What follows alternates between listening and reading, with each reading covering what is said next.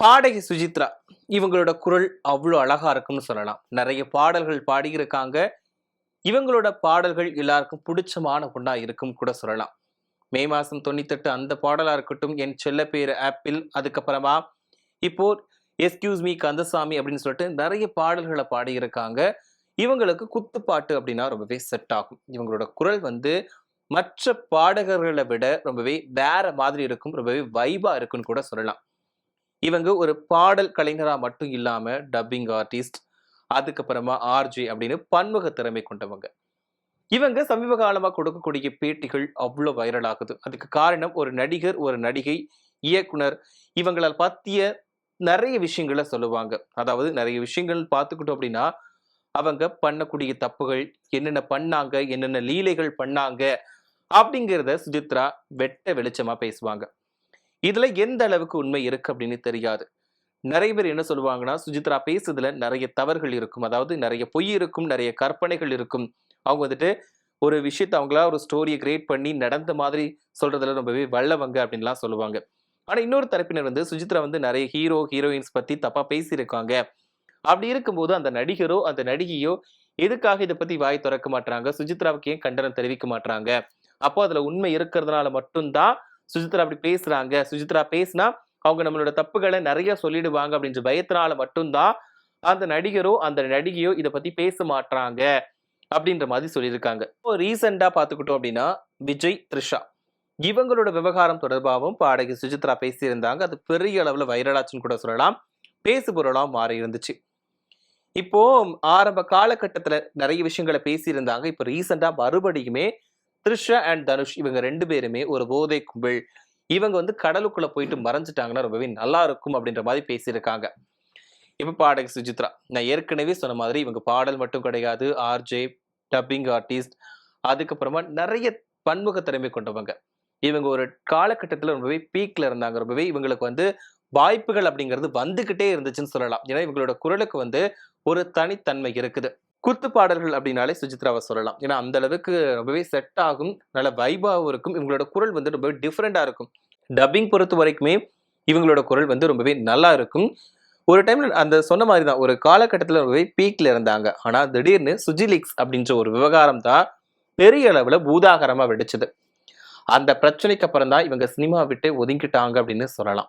ஒரு குறிப்பிட்ட காலகட்டத்தில் இவங்க பீக்ல இருந்த டைம்லயே ட்விட்டர் பேஜ்ல குறிப்பிட்ட இடைவெளிக்கு ஒருக்க ஹீரோ ஹீரோயின்ஸோட அந்தரங்க புகைப்படங்கள்லாம் வெளியாச்சு. அப்போ சுஜித்ரா மேல நிறைய குற்றச்சாட்டுகளை நிறைய பேர் முன் வச்சாங்க. அதுல அவரோட கணவருமே மிக மிக முக்கியமான ஒருத்தர். என்னன்னா அவரோட கணவர் என்ன சொன்னார் அப்படின்னா, தன்னோட மனைவிக்கு மனநல பாதிக்கப்பட்டுடுச்சு, அதனாலதான் இப்படி பண்றாங்க அப்படின்ற மாதிரி சொன்னாங்க. அதுக்கப்புறமா சுஜித்ரா அவங்கள டிவோர்ஸும் வாங்கிட்டு போயிட்டாங்க, சினிமா விட்டு ஒதுங்கிட்டாங்க அப்படின்னு சொல்லலாம். இதுக்கப்புறமா தான் இவங்க பேட்டிகள் கொடுக்க ஆரம்பிச்சாங்க. நிறைய பேரை பத்தி நிறைய விஷயங்களை சொன்னாங்க. அந்த சுஜிலிக்ஸ் விவகாரத்துக்கு அப்புறம் தான் ஹீரோ ஹீரோயின்ஸ் எல்லாம் என்ன பண்றாங்க, இவங்க இப்படிலாம் நடந்துகிட்டு இருக்காங்களா, ஓகே இதெல்லாம் இப்படி நடக்குது அப்படின்ற மாதிரிலாம் வெளியே வந்துச்சு.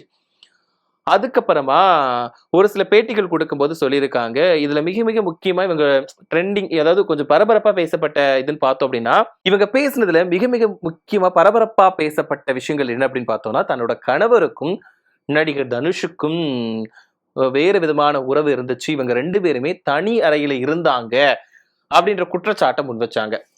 இது ஒரு பக்கம் இருந்தாலும் இன்னொரு விஷயம், த்ரிஷா அண்ட் ரம்யா கிருஷ்ணன் இவங்க 2 பேருமே திருமணம் செஞ்சுக்கிட்டாங்க அப்படின்ற குற்றச்சாட்டையும் முன் வச்சாங்க.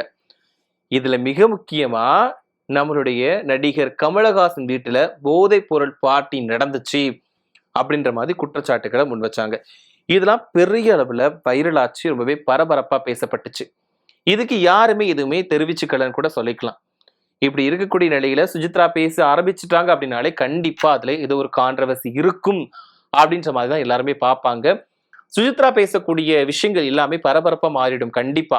என்னன்னா அவங்க பேசக்கூடிய விஷயங்கள் எல்லாமே ஒரு நடிகர் ஒரு நடிகை இவங்களுக்கு நடக்கக்கூடிய தவறுகள், அதாவது இவங்களுக்கு நடக்கக்கூடிய தவறுகள் கிடையாது, அவங்க பண்ணக்கூடிய தவறுகள், அவங்க என்னென்ன லீலைகள் பண்றாங்க, என்னென்ன ஃப்ராடுத்தனம் பண்றாங்க அப்படின்றத வெட்ட வெளிச்சமா போட்டு உடைச்சிருவாங்க. அதுலதான் இப்போ விஜய் த்ரிஷா இந்த விவகாரம் தொடர்பாகவும் நிறைய விஷயங்களை பேசியிருந்தாங்க. அப்போ விஜயோட அப்பா விஜயோட கேரவனுக்கு ஒரு டான்சர் பொண்ணு அனுப்புனாரு அப்படின்ற மாதிரியும் சொல்லியிருந்தாங்க. அது மட்டும் இல்லாம சங்கீதாவோட காதுல, அதாவது சங்கீதா கிட்ட விஜயோட அம்மா தான் தேவையில்லாத விஷயங்கள போட்டு குடுப்பாங்க. அதனாலதான் சங்கீதாவுக்கும் விஜய்க்கும் நிறைய பிரச்சனைகள் வரும். சங்கீதா சந்தேகப்பட்டு விஜய் வந்து வாட்ச் பண்ணிக்கிட்டே இருப்பாங்க அப்படின்ற ஒரு குற்றச்சாட்டையும் முன் வச்சாங்க. அதாவது இந்த மாதிரி ஒரு அம்மா அப்பா கிட்ட வளர்ந்தவர் தான் விஜய் அப்படின்ற மாதிரி சொல்லியிருந்தாங்க. அது மட்டும் இல்லாம த்ரிஷாவுக்கு வந்து உதயநிதி கூட தான் கனெக்ஷன் இருந்துச்சு. அவர் தான் அவரோட கல்யாணத்தை நிப்பாட்டினது. உதயநிதி தான் த்ரிஷாவுக்கு நடக்க இருக்க இந்த கல்யாணத்தையே ஸ்டாப் பண்ணது. ஸ்டாலின் வீட்டுக்கு மருமகளா மாறி இருக்கணும் அப்படின்ற மாதிரிலாம் பேசியிருந்தாங்க. இது ரொம்பவே வைரல் ஆச்சு. இப்போ தான் புதுசா திடீர்னு ஒரு விஷயத்தை தூக்கி உள்ள கொண்டு வந்திருக்காங்க. அது என்னன்னு பார்த்தோம் அப்படின்னா, அதுதான் தனுஷ் அண்ட் த்ரிஷா இவங்க 2 பேருமே போதை கும்பல். இவங்க வந்து கடலுக்குள்ள போய் மறைஞ்சிட்டா நல்லா இருக்கும் அப்படின்ற மாதிரி சொல்லியிருக்காங்க. இப்போ கடந்த காலங்கள் எடுத்துக்கிட்டோம்னா ஒரு 1.5 வருஷத்துக்கு முன்னாடிலாம் நடிகர், நடிகைகள் வந்து போதைப் பொருள் கடத்துனாங்க அப்படின்ற மாதிரிலாம் போதைப் பொருள் யூஸ் பண்ணாங்க. இந்த மாதிரிலாம் செயல்பட்டாங்கன்னு சொல்லிட்டு கைதெல்லாம் பண்ணாங்க. அந்த சம்பவங்கள்லாம் பார்த்திருப்போம். ஏன்னா இப்போ சினிமாவிலேயே வந்து போதைப் பொருள் வந்து நிறைய ஆயிடுச்சு. போதைப் பொருள் கலாச்சாரம் அப்படிங்கிறது அதிகரிச்சிடுச்சு அப்படின்றது பரவலா பேசப்பட்டுட்டு வராங்க. இது எந்த அளவுக்கு உண்மையா இல்லையான்னு தெரிஞ்சாலுமே வந்து இப்போ நிறைய பேர் வந்து சொல்ற விஷயம் அதுதான். இப்போ சினிமா பொறுத்த வரைக்கும் போதைப் பொருள் கலாச்சாரம் அதிகமாயிடுச்சு. நிறைய நடிகர்கள், நடிகைகள் வந்து போதைப் பொருள் யூஸ் பண்றாங்க அப்படின்ற மாதிரிலாம் பேசிகள் வந்து வந்துட்டு தான் இருக்கு. இப்போ திடீர்னு இப்படி இருக்கக்கூடிய நிலையில தான் சுஜித்ரா வந்து இந்த விஷயத்தை கொண்டு தூக்கி போட்டிருக்காங்க. ஏற்கனவே நடிகர் கமலஹாசன் வீட்டுல வந்துட்டு போதைப் பொருள் பார்ட்டி நடந்துச்சு, விருந்துல போதைப் பொருள் பயன்படுத்தினாங்க அப்படின்ற மாதிரி ஒரு குற்றச்சாட்டை வச்சாரு. இப்போ த்ரிஷா அண்ட் தனுஷ் இவங்க 2 பேருமே போதை கும்பல் அப்படின்ற மாதிரி சொல்லியிருக்காங்க. இதுக்கு முன்னாடி என்ன சொன்னாங்கன்னா, சுஜிலிக்ஸ் வெளியானதுக்கு காரணமே தனுஷ் தான். அதை வெளியிட்டவரே தனுஷ் தான் அப்படின்னு ஒரு குற்றச்சாட்டை முன் வச்சாங்க. அவங்களுக்கு உடந்தையா இருந்ததுதான் த்ரிஷா அப்படின்ற ஒரு குற்றச்சாட்டை இதுக்கு முன்னாடி ஒரு டைம்ல சொல்லியிருந்தாங்க. இப்போ இந்த போதைப் பொருளுக்கு வந்து த்ரிஷா அண்ட் தனுஷ் இவங்க 2 பேருமே தான் ஒரு கும்பல் அப்படி செயல்பட்டுட்டு வராங்க அப்படின்ற குற்றச்சாட்டை வச்சிருக்காங்க. அதே நேரத்துல இவங்க 2 பேருமே கடலுக்குள்ள போய் மறைஞ்சிட்டா ரொம்பவே நல்லா இருக்கும் அப்படின்னு சொல்லியிருக்காங்க. இது மட்டும் இல்லாம எனக்கு வந்து ஹாலிவுட்டே பிடிக்காதுப்பா, இருந்தாலும் நான் இவங்களை பத்தி பேசுவேன் அப்படின்ற மாதிரி சுஜித்ரா சொல்லியிருக்காங்க. அதாவது நம்ம மடியில கடல் விட்டா நமக்கு எதுக்கு பயப்படணும் அப்படின்ற ஒரு பழமொழி சொல்லுவாங்க. அதே மாதிரிதான் சுஜித்ரா பேசுறதுன்னு பார்க்கும்போது எனக்கெல்லாம் தைரியம் இருக்குப்பா, நான் எதுவா இருந்தாலும் வெளிப்படையா பேசுவேன். நீங்க யாரு, நீங்க உங்களுக்கு தைரியம் இருந்தா பேசுங்கப்பா அப்படின்ற மாதிரி நான் எல்லாத்தையும் பத்தி பேசுவேன். ஏன்னா எனக்கு எல்லாமே தெரியும் அப்படின்ற மாதிரி நம்மளுடைய பாடகி சுஜித்ரா சொல்லியிருக்காங்க.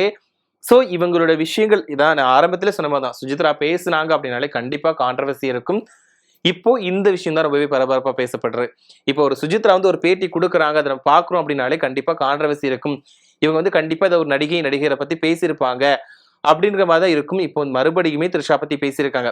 விஜயோட விவாகரத்து வழக்கு தொடர்பா பிரச்சனை வந்தப்போ கூட த்ரிஷாவை கம்பைன் பண்ணி பேசியிருந்தாங்க. ஏன்னா எல்லாருமே த்ரிஷா பத்தி தான் பேசியிருந்தாங்க. இப்ப மறுபடியுமே த்ரிஷா அண்ட் தனுஷ் இந்த போதை விஷயம் தொடர்பா பேசியிருக்காங்க. இதுவுமே பெரிய அளவுல வெடிச்சிருக்கு.